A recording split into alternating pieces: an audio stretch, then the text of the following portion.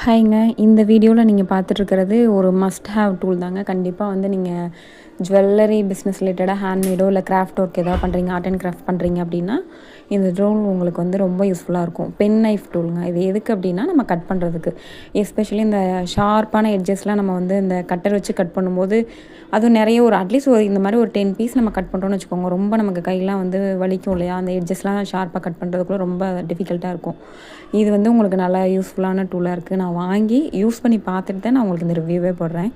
இதோட ப்ரைஸ் பார்த்தீங்கன்னா 92 ருபீஸ்க்கு நான் வந்து வாங்கினேன். சப்போஸ் உங்களுக்கு இந்த டூல் வேணும் அப்படின்னு நினச்சிங்கன்னா இந்த ரீலோட லிங்க்கை காப்பி பேஸ்ட் பண்ணி இதே ரீல் கீழேயே போஸ்ட் பண்ணுங்கள்.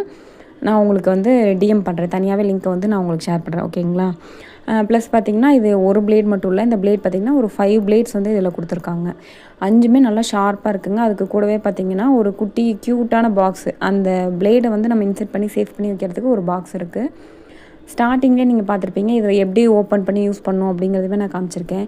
கண்டிப்பாக ட்ரை பண்ணி பாருங்கள். நான் யூஸ் பண்ணிவிட்டு தான் உங்களுக்கு இதை போடுறேன். இது கட்டாயம் உங்களுக்கு யூஸ்ஃபுல்லாக இருக்கும். நல்லா ட்ரை பண்ணி பாருங்கள். வேக் ஷீட்டுமே ஈஸியாக நல்லா கட் ஆகுது.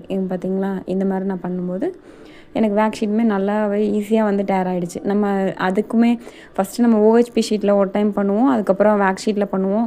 2மே வந்து அந்த கரெக்டாக வந்து ஃபைனல் ஸ்டேஜில் நம்ம அந்த ஃபினிஷிங் கொண்டு வரது தான் நமக்கு பெரிய ப்ராப்ளமாகவே இருக்கும். அது வந்து இதில் வந்து உங்களுக்கு இந்த ப்ராப்ளமே இல்லை. ஸோ இதை நீங்கள் கண்டிப்பாக ட்ரை பண்ணி பாருங்கள்.